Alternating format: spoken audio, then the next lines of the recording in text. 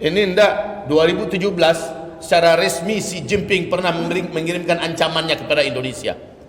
Ancaman yang tidak main-main dari seorang presiden, dan itu ditayangkan di televisi mereka, ditayangkan di koran-koran kita. Apa dikatakan oleh beliau?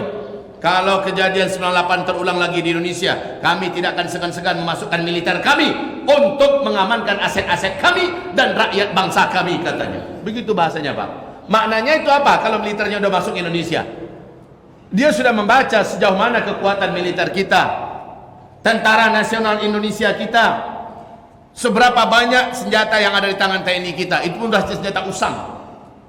Seberapa banyak personel-personel kita. Tapi kalau seandainya tiga ini bersatu, yang tiga ini mampu didekatkan, dilengketkan, dan antara satu dengan yang lainnya benar-benar kompak, insya Allah, sekali lagi 100 juta pemuda kita bisa digerakkan. Yang menggerakkan pemuda itu siapa, Pak? Yang sanggup?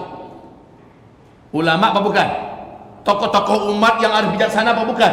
Hanya mereka yang mampu menggerakkan anak-anak muda ini. Jangankan yang muda, bapak-bapak kami yang udah ubanan, kalau ulama yang menggerakkan, nyawa wagiah, Pak. Yuk, Pak.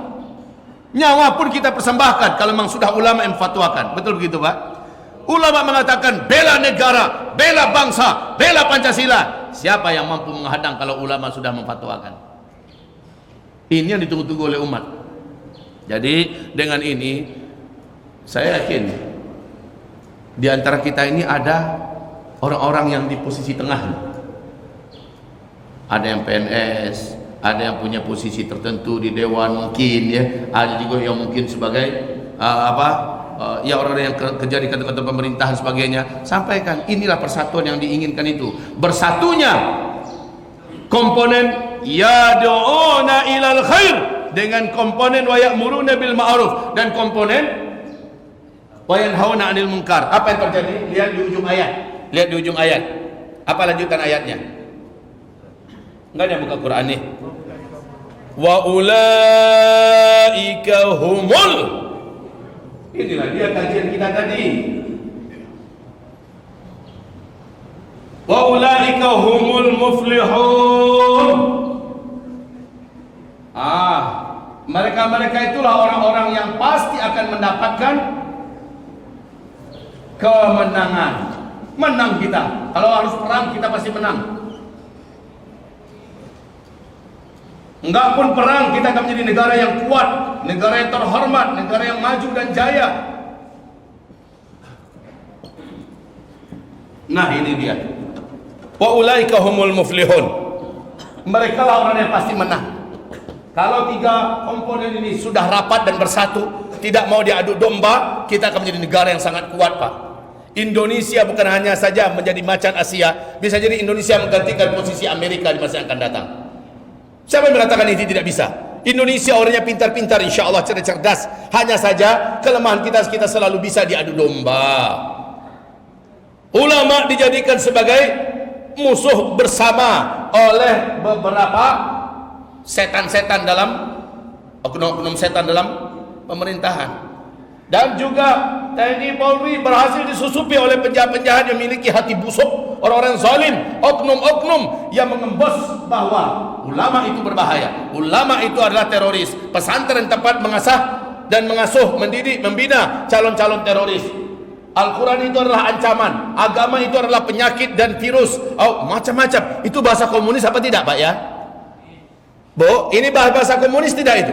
Di mana menjadikan umat benci dan takut dengan pengajian, alergi dengan ulama, curiga dengan ulama. Innalillahi wa inna ilaihi. Nah, sekarang ketika ada isu yang begitu kuat, RUU HIP untuk merubah Pancasila menjadi Trisila, menjadi Ekasila, lalu ulama heboh, umat heboh, tokoh-tokoh umat heboh di hal yang ini nih, mengadakan acara demonstrasi damai di mana-mana se-Indonesia. Lalu sekarang lahirlah kami, ya, lahirlah kami diperakarsai oleh para tokoh-tokoh nasional, gerakan moral menentang adanya upaya untuk merubah Pancasila. Ditimbulkan lagi isu. Apa isunya? Ada makar, ya, ada gerakan makar. Ibu Yuang, kapunduang babuy deang. Yang gerakan makar itu adalah merubah Pancasila. Itu gerakan makar. Setuju, Pak? Itu yang gerakan makar. merubah Pancasila, mengobrak-abrik, mengamandemen Undang-Undang Dasar 1945. Itu gerakan makar. Lah kita ingin mempertahankan Pancasila. Menurut kita Pancasila sudah final. Benar demikian? Benar demikian? Sudah selesai. Yang makar itu siapa? Kita robah sekarang. Redaksi bahasa yang mereka sebarkan kita robah. Yang makar itu kalian. Kalian yang merubah Pancasila. Kalian yang makar. Kami adalah orang-orang muslihun. Kalian adalah mufsidun. Kami adalah orang-orang yang akan melakukan perbaikan. Kalian melakukan kerusakan di muka bumi ini. Maka hamba-hamba Allah kami muliakan, saya berharap yang tiga ini tadi, tolong Bapak Ibu semuanya berpikir keras bagaimana tiga tadi ini bisa dijembatani. Mungkin Bapak punya pengaruh, mungkin Ibu punya link dan jalur jalan. Bayangkan pada mereka, tiga komponen ini wajib berapat, wajib berbaik sangka, banyak duduk bersama, bergerak bersama. Insya Allah Ta'ala tidak ada satupun kekuatan negara dunia ini. Sekarang Amerika Pak, aneh-aneh aja si Amerika nih. Bapak tahu apa yang dikerjakan Amerika sekarang? Tahu enggak Pak? Kalau enggak kecil aja capek enggak? Enggak tahu Ustaz ya, biar apa capek kecil Pak. Si Amerika kok, ya, mereka marah dan mengancam Indonesia karena Indonesia akan membeli beberapa alutsista dari Rusia. Tak boleh, diancam, diplototin, ya, diberikan beberapa macam warning. Apa pula haknya? Sehingga ingin menghalang-halangi kita memperkuat sistem militer kita. Dari negara mana kita beli, ya terserah kita lah, betul tidak? Prabowo menganggarkan dana beli alutsista dari negara Rusia. Oh, marah Amerika, mengancam dan memberikan. Ini kenapa dia mengancam kita Pak? Karena dianggapnya kita masih, di mata mereka kita ini nggak ada sebelah mata pun. Pangsa pasar kita luas, sementara kita merapat ke Rusia umpamanya. Banginya apa lo hak pajak tu bagi kau Pak? Hah? Si Donald Bebek itu bagi-baginya macam-macam. Coba kalau saya berani beli ke Rusia, punya urusan dengan kami. Turki beli pesawat S-400 dari Rusia, pesawat supersonik tercanggih nomor 1 di dunia. Langsung Amerika Serikat membatalkan pesawat F-35 yang sudah kontrak untuk dibeli dari Amerika. Tak jadi itu. Dan sekarang Amerika Serikat mengirim pasukan dan mengirim kapal yang luasnya kapal itu 235 meter Pak. Di dalamnya penuh perlengkapan militer ke laut Mediterania untuk menguatkan Yunani yang sekarang Yunani hampir perang lagi dengan Turki. Jadi Perancis, Amerika sudah mulai bersatu untuk ikut bergabung dengan Yunani perang melawan Turki. Kenapa? Turki sudah tidak mengindahkan permintaan Amerika. Amerika tak berani langsung menghadapi Turki. Dia perlu tenaga lain untuk dikeroyok Turki itu rame-rame. Dan itu akan dilakukannya pada Indonesia. Kenapa? Indonesia ini bukan negara kecil. Mereka tahu resiko apa berhadapan dengan Indonesia. Kalau sempat tiga komponen ini bersatu, tidak ada satupun negara dan bahkan PBB sekalipun meroyok Indonesia, lewat semuanya. Saya bukan kepedean Pak, tapi memang iya. Lewat semuanya. Kalau seandainya tiga komponen ini bersatu, maka demi Allah tidak ada satupun kekuatan di bumi ini yang bisa mengguncang Indonesia. Dan yang paling penting, Allah Rabbul Alamin ma'ana. Allah sang pencipta alam semesta akan bersama dengan kita. Bukankah Allah yang berfirman, ya Rasulullah bersabda, yadullah ma'al jamaah. Allah akan menolong kalau kalian mau kompak, kalau kalian mau berjamaah bersatu. Berjamaah itu apa? 1, 2, 3 ini bersatu, itu namanya berjamaah. Masya Allah, indah tidak Pak?